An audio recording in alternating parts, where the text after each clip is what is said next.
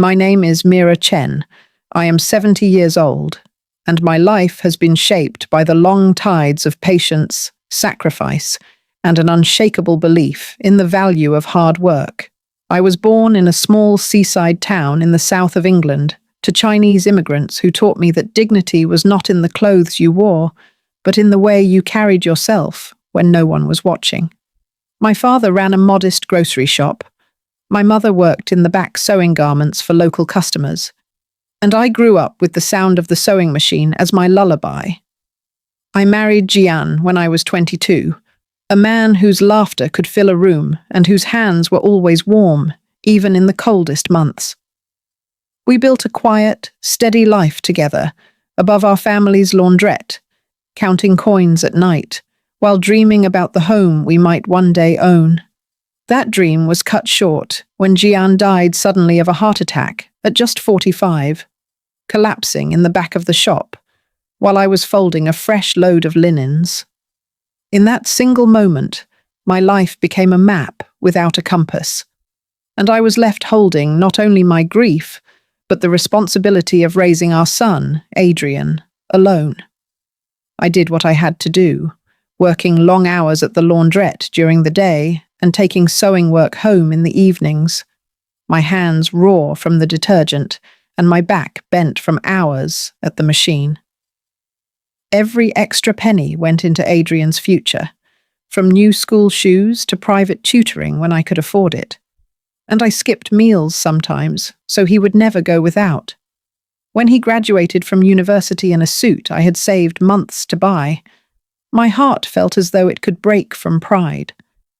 I believed that all the sacrifices, the sleepless nights, and the quiet tears behind closed doors had been worth it because I had given him the best start I could.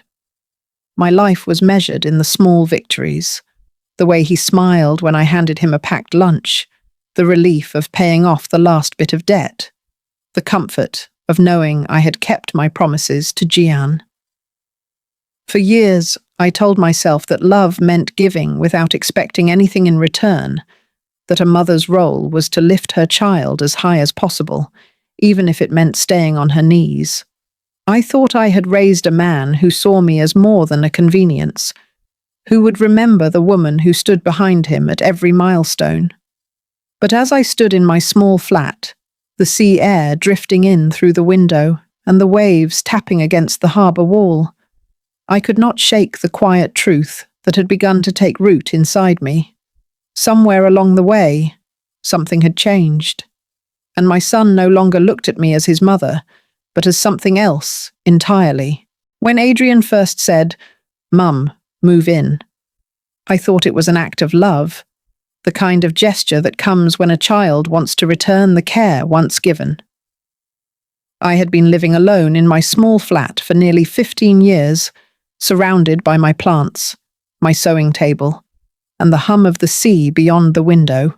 Life was quiet, but not unhappy, and I had learned to fill my days with simple rituals, like morning tea in my favourite chipped cup and long walks to the harbour where the gulls argued overhead.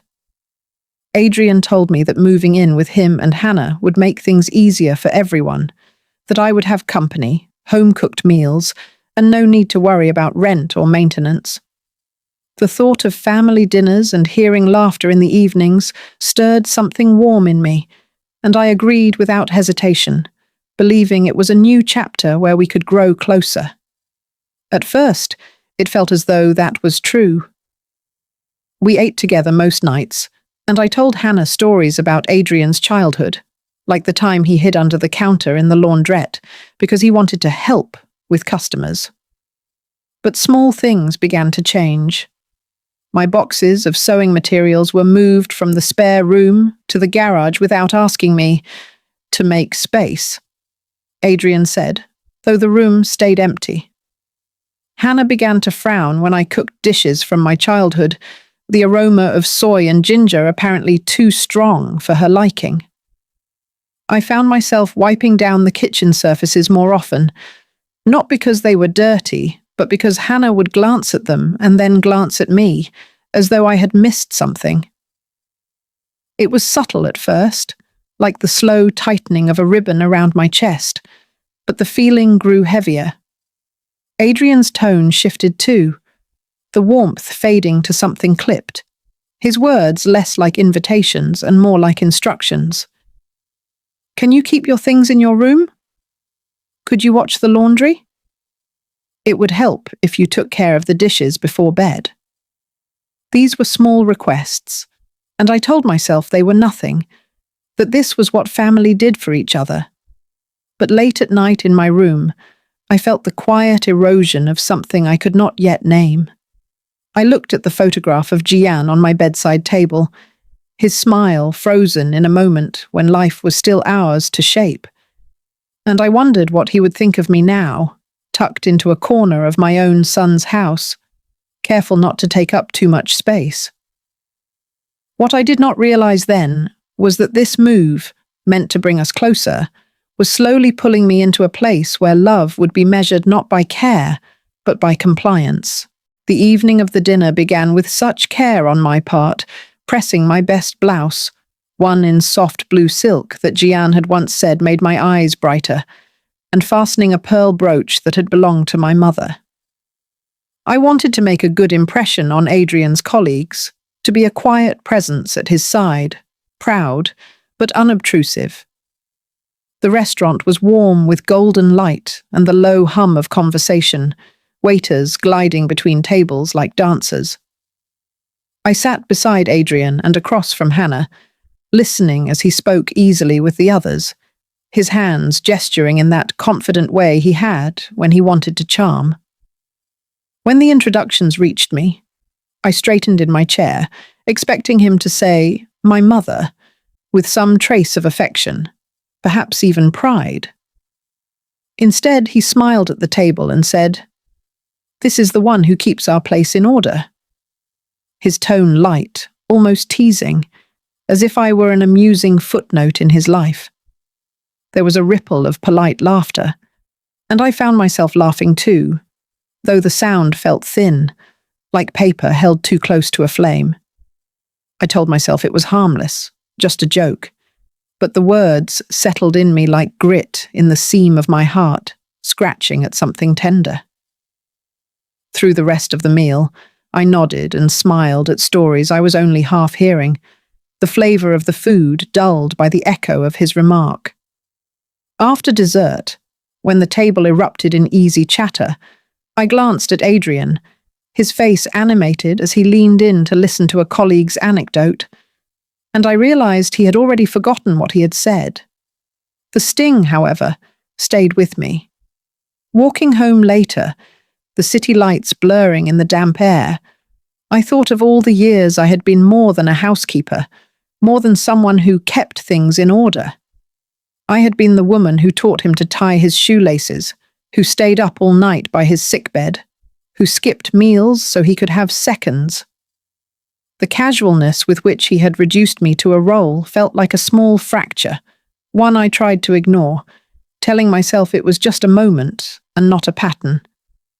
Yet that night in my room, as I unpinned the brooch and placed it back in its velvet box, I felt the first quiet crack of something breaking. I stared at the photograph of Jian, the one where he stood in our old kitchen holding a plate of dumplings we had made together, and I imagined telling him about the evening, about the laugh that had caught in my throat.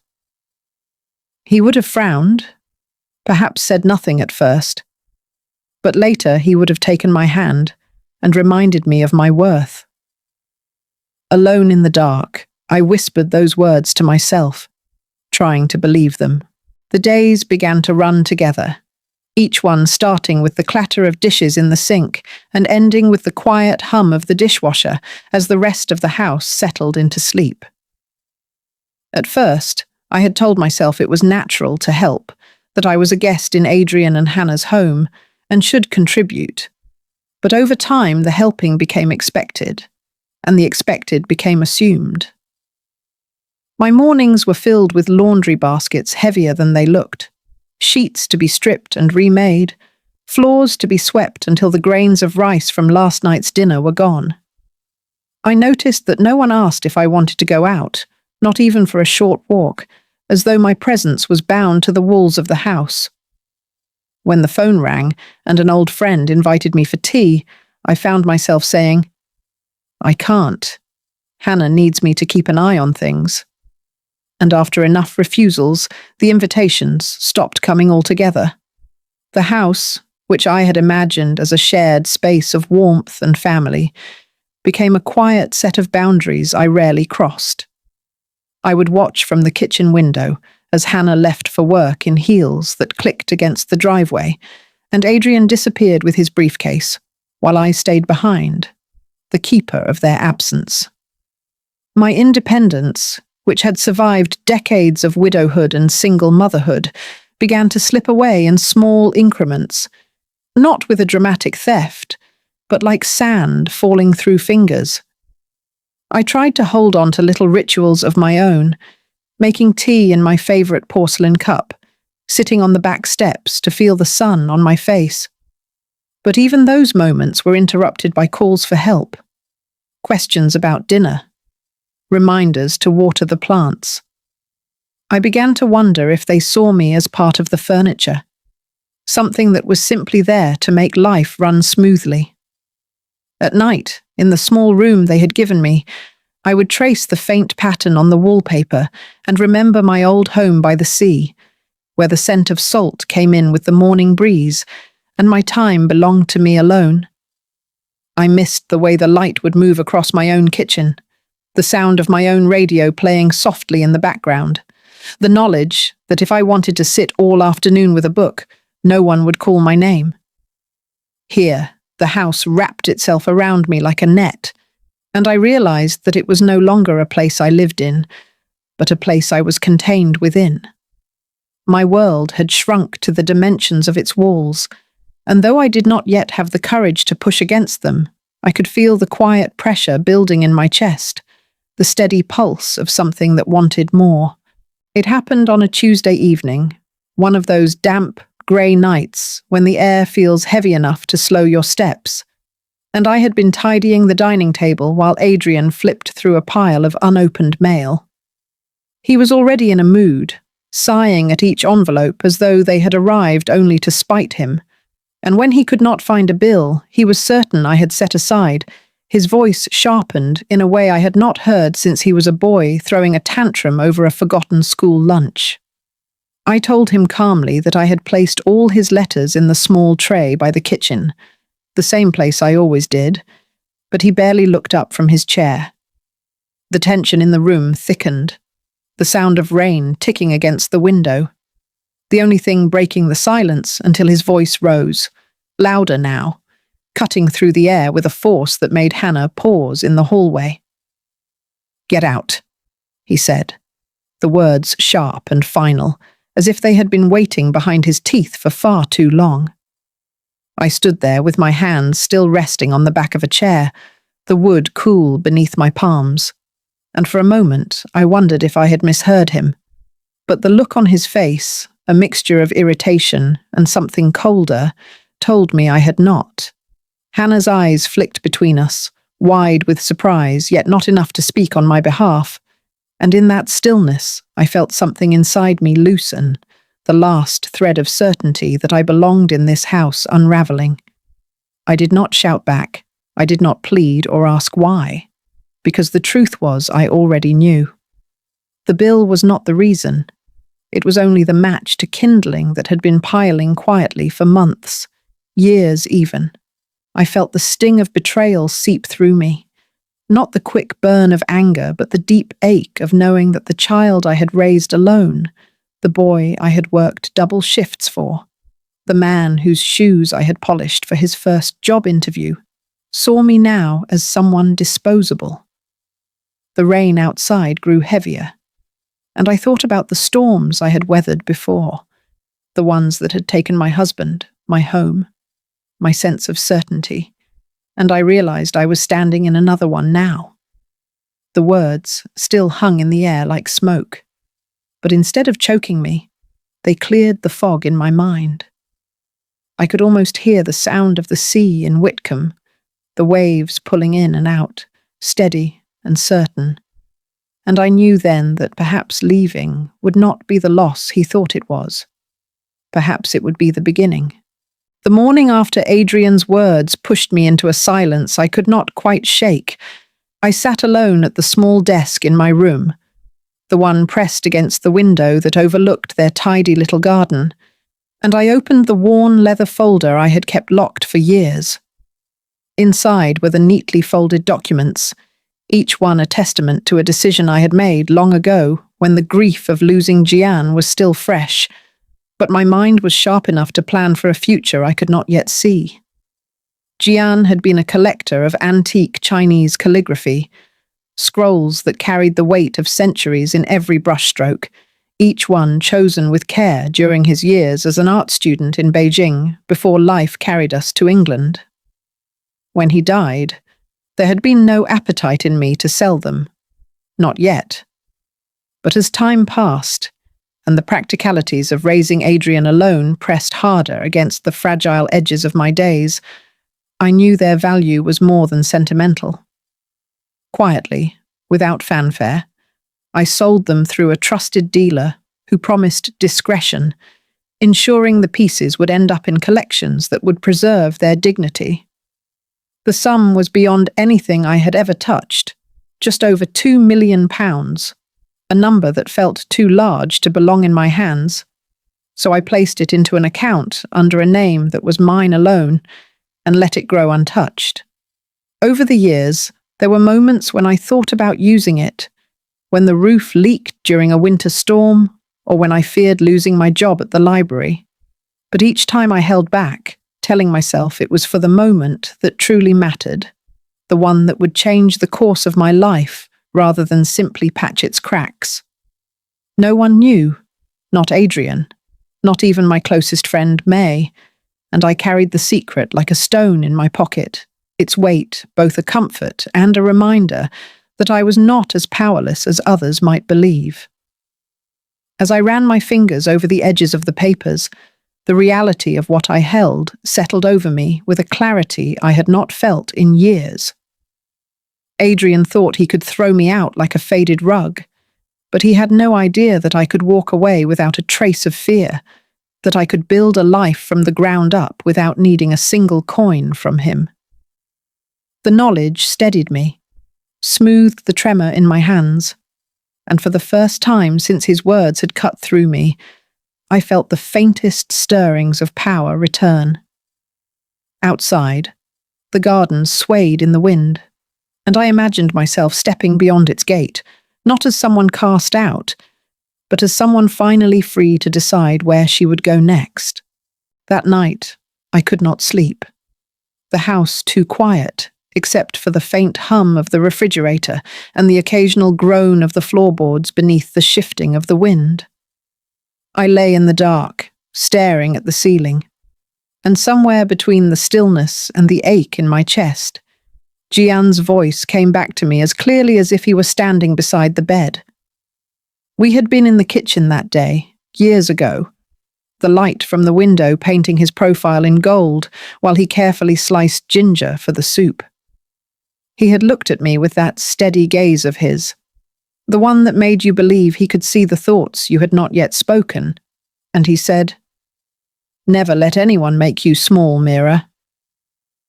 At the time, I thought he was talking about the petty arguments I had with the women at work, or the way some people in the village spoke to me slowly, as if I were a child, because of my accent. I nodded, smiled, and went back to stirring the broth, not realizing that his words were meant for far more than those small slights. Now, lying in a room that was not truly mine, under a roof where my presence had been reduced to chores and quiet compliance, I understood exactly what he had meant. Adrian had not only taken my help, he had taken my space, my voice, and my place as his mother. I had let it happen, believing that sacrifice was the currency of love, that the more I gave, the more secure my place would be in his life. But love given without respect is not love at all. It is servitude dressed in sentiment. I could hear Gion's words pressing against my ribs, reminding me that I was not meant to live as a shadow in someone else's home, that the years I had spent shaping my life out of hardship and care had given me a right to stand tall. I remembered how he used to rest his hand on my shoulder when we walked together, not to guide me, but to match his pace to mine, and I thought about how far I had drifted from that feeling. In the darkness, I whispered his words aloud, letting them settle in my mouth like something warm and steady. Never let anyone make you small. The air felt different after I said it, as if the walls themselves had shifted slightly to give me room. I knew then that I would not spend the rest of my days shrinking to fit into the narrow shape Adrian had drawn for me. Jian's voice was not just a memory. It was a hand reaching through time, reminding me that the woman he had loved was still here, waiting to be claimed again. That night, the house felt like a shell that had already been abandoned, the silence so deep it pressed against my skin. I moved through it without turning on a single light, my bare feet finding every familiar patch of cool tile and worn carpet. I opened drawers quietly, lifting only what I truly needed, and left behind the clothes that had hung for years like obedient soldiers, the shoes lined neatly as if waiting for some grand outing that never came. My hands did not linger over furniture or the framed photographs on the shelves, not because I felt nothing, but because I refused to give those objects the weight of a goodbye. The memories would follow me without them, for better or worse. I took the soft scarf Jian had given me one winter long ago, folding it carefully and tucking it into my small suitcase beside my passport, my bank papers, and the neatly counted cash I had withdrawn that morning. Everything else could stay, because the truest parts of me could not be packed into a bag. On the dining table, I placed a plain white envelope, the kind I used to send letters before everything became a text or an email. Inside, I slid a single sheet of paper with my handwriting in firm, deliberate strokes, words that I had written and rewritten until they said exactly what I wanted them to. I did not explain myself in detail. I simply left the truth in a form he could not interrupt or talk over. I stood there for a moment, looking at the envelope against the polished wood, and felt an unexpected stillness settle in my chest. In the kitchen, the faint hum of the refrigerator reminded me of the countless meals I had cooked there, the tea I had brewed on cold mornings, the quiet hours spent wiping counters until they gleamed. None of that mattered now, because the act of leaving was not about what I had done. It was about reclaiming what was left of me. I stepped into the hallway and glanced toward the closed bedroom doors, wondering if Adrian would notice the missing suitcase before or after he found the envelope. Part of me wanted him to wake and see me there, to watch the moment he realized I was walking away. But another part knew that this exit was not for performance. It was for peace. At the front door, I paused, my hand resting on the knob, and listened to the soft creaks of the house. They sounded different now, less like a home, and more like a place I had once borrowed. I turned the knob slowly, the hinges barely whispering as I stepped out into the night air. The street was empty, the sea breeze cool against my face, and as I closed the door behind me, I knew I would never open it again. The taxi pulled up quietly, its headlights sweeping across the pavement in a slow arc before settling in front of me. I slid into the back seat, the worn leather cool beneath my palms, and closed the door as softly as if I were afraid of waking the night itself. The driver, a man with kind eyes and a face that looked as though it had weathered many dawns, gave me a brief nod in the mirror before pulling away from the curb. Through the window, the streetlights flickered past in golden blurs, casting ripples of light over my hands as if the city itself were brushing me with a gentle farewell. I sat with my small suitcase tucked close to my side, the weight of it both strange and liberating.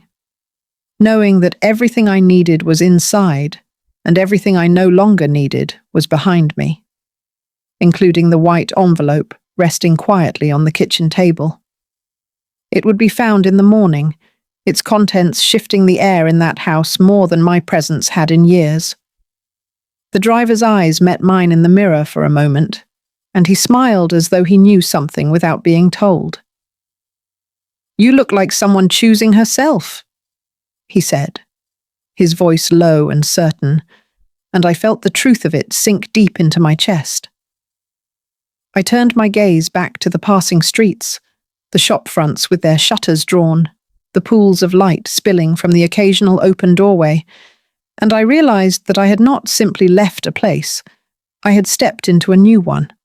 The hum of the engine was steady, almost soothing, and in its rhythm I heard the quiet courage it had taken to walk out without anger, without drama, only with the certainty that I was done living small.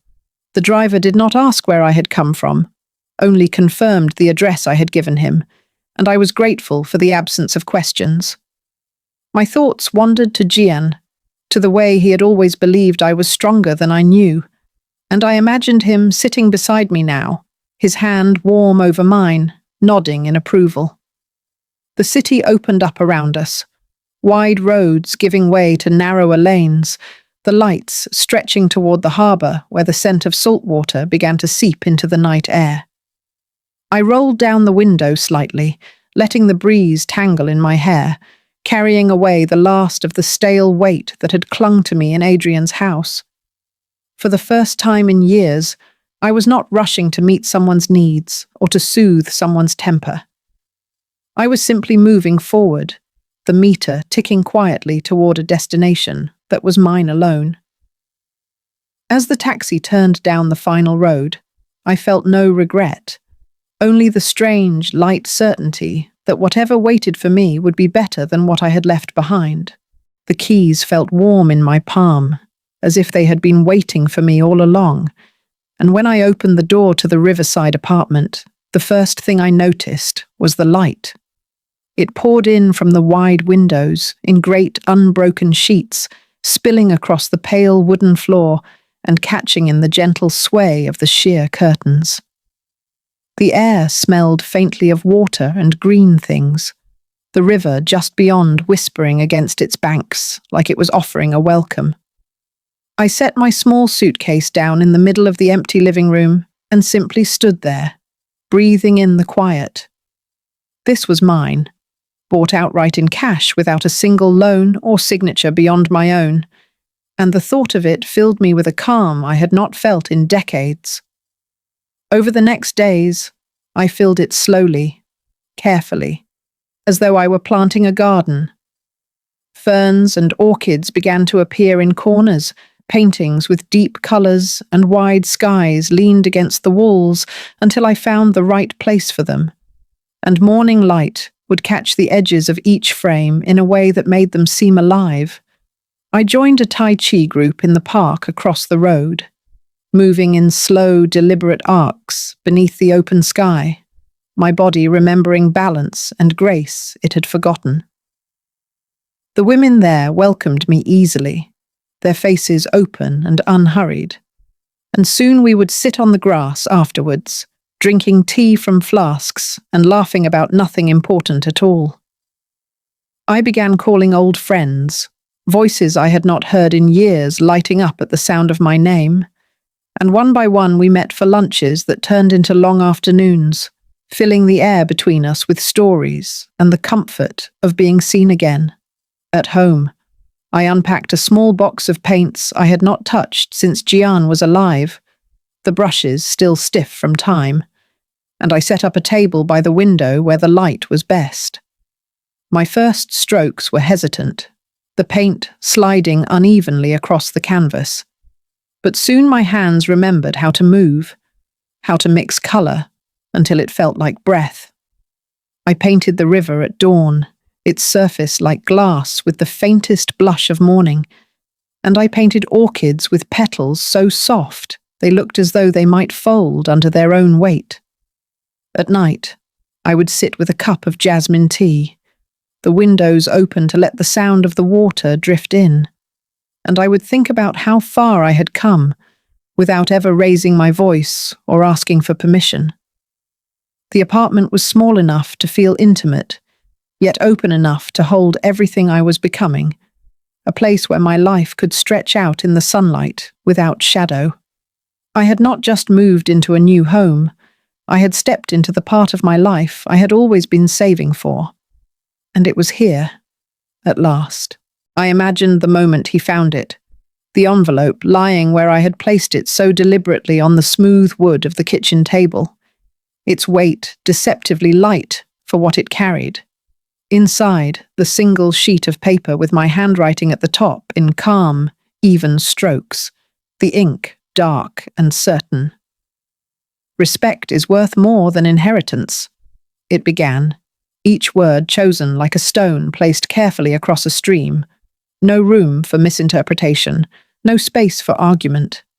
Beneath it, clipped neatly, a copy of my will, its language formal and unyielding, stating without hesitation that he would receive nothing unless he chose to change, not in small gestures or temporary appeasements, but in the deep and sustained way a man must when he finally sees the harm his pride has caused. I did not imagine anger so much as disbelief crossing his face, the way people react when the foundation they assumed unshakable shifts beneath them. Perhaps Hannah would read it over his shoulder, her lips tightening, her eyes darting toward him as if gauging whether this would spark a fight or a reckoning. I knew the paper itself was not what would matter. It was the truth it carried, a truth I had allowed to be buried for too long under the weight of my silence. I had written it not to punish, though I would not deny there was a certain quiet satisfaction in drawing such a clear line, but to reclaim the dignity that had been worn down by years of small dismissals and louder commands. It was the kind of message that could not be softened by time, the sort that would sit in his mind like a seed, perhaps ignored, perhaps cursed, but always there, waiting for the moment he might let it grow. I thought of Gian as I sealed it, his steady voice telling me never to let anyone make me small, and I realized that this letter was as much for me as it was for Adrian. It was the final act of setting down the burden I had been carrying since the day I agreed to move into his home, a way of saying that I was no longer willing to trade self-respect for proximity, no longer willing to accept the role of caretaker at the expense of my own life. In my apartment by the river, I pictured him holding the paper, feeling its weight without understanding how something so light could press so heavily against his chest. And whether he tore it in half, hid it away in a drawer, or read it again and again in the quiet hours of the night, I knew I had given him something more valuable than any sum of money. I had given him the chance to choose the kind of man he wanted to be, and I had chosen, finally, the kind of woman I would remain. The phone rang in the stillness of my new apartment, the sound sharp against the gentle hum of the river outside my window. And when I saw Adrian's name flash on the screen, my fingers paused for a moment before I answered. His voice came through with an unfamiliar caution, each word measured as though he were stepping barefoot across broken glass. "Mum," he began, the single syllable carrying both uncertainty and a thin veneer of control. "Why did you leave?" I listened to the question as if it had come from a stranger, because in many ways it had. This man who had once run into my arms, now speaking to me like a cautious negotiator. I let the silence stretch just long enough for him to feel its weight before I replied, my voice calm but unwavering. "I will not live in a house where I am not respected," I said, each word deliberate, like a stone placed exactly where it must be. "You know what to do." There was a faint inhale on his end, the kind a person makes when they want to speak but cannot find the shape of the words. I imagined him standing in that kitchen, looking at the space where my chair used to be, perhaps seeing for the first time the hollow it left behind. In my mind, I could picture Hannah hovering nearby, her ear tilted toward the phone, curious but silent. The quiet between us seemed to deepen, as though the call itself were suspended in a place where no one could pretend anymore. I thought of all the times I had answered him before with softness, with excuses, with the willingness to smooth over the rough edges of his behavior, and I realized that those days had ended the moment I closed his front door behind me. Now my voice was not a plea. It was a boundary, clear and absolute. And in that moment, I felt something shift in me that could not be undone. He cleared his throat, muttered something about needing to think, and I told him there was nothing to think about that he had not already known. As I ended the call, my hand rested on the phone a moment longer, steady and warm, as though holding the last piece of a conversation that would mark the true beginning of my life apart from him. I did not cry, because there was nothing left in me that could be shed over someone else's choice to withhold kindness.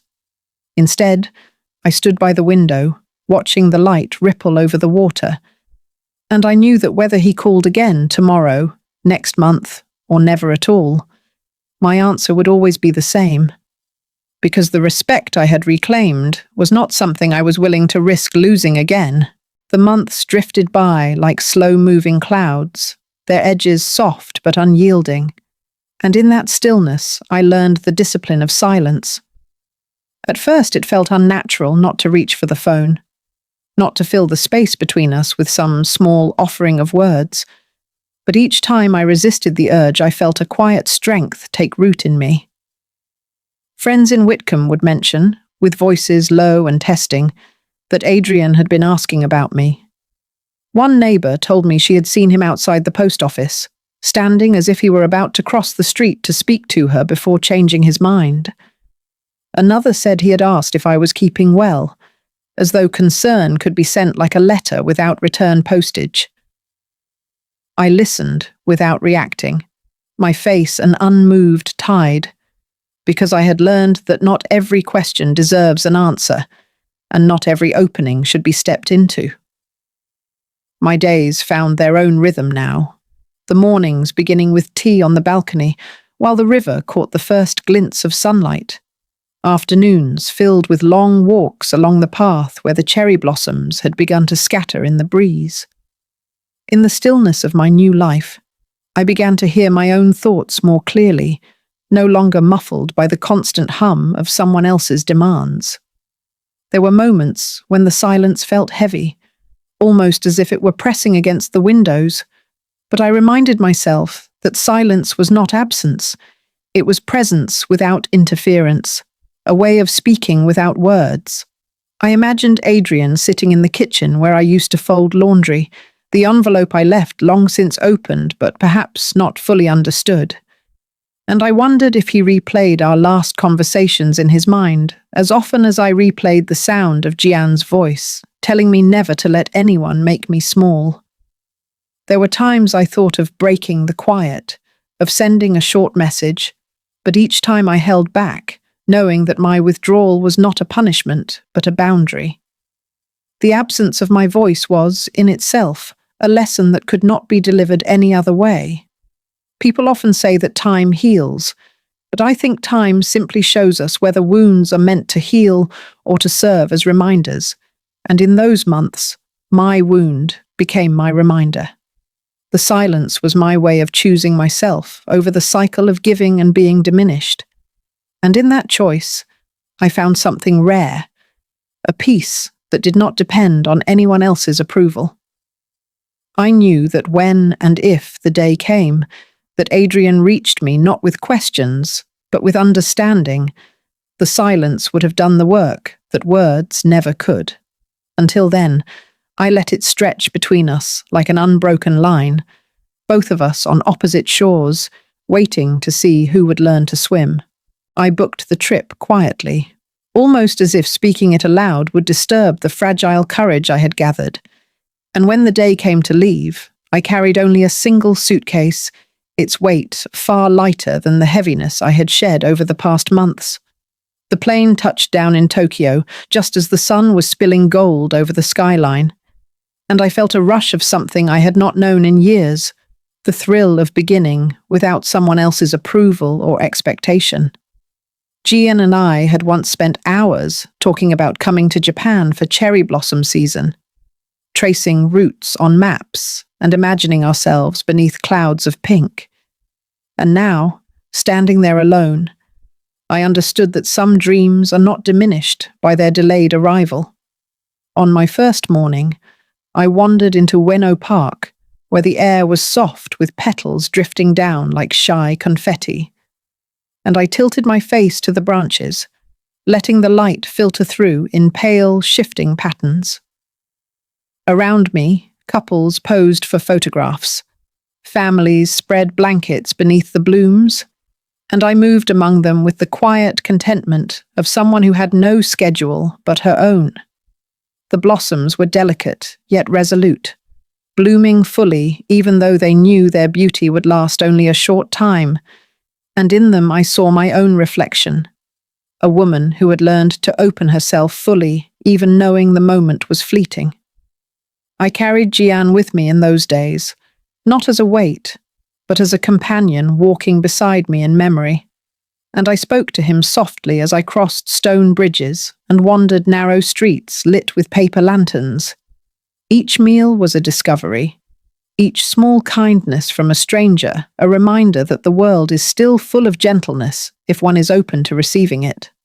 I visited a temple on the outskirts of Kyoto where the wind stirred the prayer flags, and I left a folded paper crane with his name on it, watching it sway as if nodding in agreement that this was where I was meant to be. For the first time in decades, I felt untethered, not lost, but free in the truest sense, moving at the pace of my own choosing, guided only by what caught my heart. There was no one to tell me I was taking too long, or that my plans were impractical. Only the sound of my own steps and the soft rustle of petals brushing the path ahead.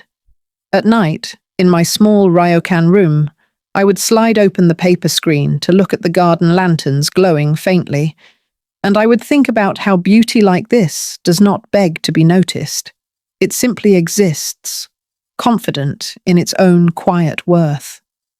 In those moments, I understood that this trip was not just a holiday, it was a reclamation, a promise to myself that I would no longer wait for someone else to give me permission to live. I had always believed that the way we leave this world says as much about us as the way we live in it. And as I sat at my small writing desk by the window, sunlight falling across the page, I felt a deep certainty about what I needed to do. My fortune, carefully kept quiet all these years, had the power to change lives, and I knew exactly whose lives I wanted to touch. I began with a foundation for elderly independence because I had seen too many women like me, capable and wise, forced into dependence or silence by circumstance. I thought of the faces I had met at the community centre, the women who told their stories in whispers, afraid to admit how lonely it was to be dismissed by their own families. Then I added a trust for single mothers, remembering how I had stood in their shoes after Jian's death, piecing together a life for Adrian with my own 2 hands. My solicitor, a patient man with kind eyes, looked at me over the rim of his glasses when he read my instructions, as if to say that this was a rare sort of decision, the kind that is made not from anger, but from clarity. Adrian would still receive something, enough to live comfortably if he chose wisely, but not enough to treat my life's work as a windfall to squander. It was not revenge, it was balance, and I felt no guilt as I wrote his name beside the sum. I sealed the will with the same care I had once used to wrap gifts for him as a boy, the paper smooth beneath my hands, the ink drying in even strokes. I left a final note, to be read only after I was gone, where I told him the truth I had come to understand, that I was never leaving him behind, I was walking toward myself. I wanted him to know that self-respect is not abandonment, it is survival. and that love without dignity is not love at all. When it was done, I stepped out onto the balcony and looked over the river, the afternoon light turning the water to silver. The breeze was cool against my face, carrying the scent of jasmine from the planter I had tended since moving here, a plant that had flourished in its new soil just as I had. In the distance, I could hear the laughter of children from the park, the sound mingling with the faint hum of traffic and the rustle of leaves. I thought of how life continues no matter what we lose, and how we can choose to shape what we leave behind into something that speaks for us long after we are gone. As the day settled into evening, I felt no bitterness, only the quiet satisfaction of someone who had reclaimed her name, her worth, and her story, and chosen to pass that freedom on.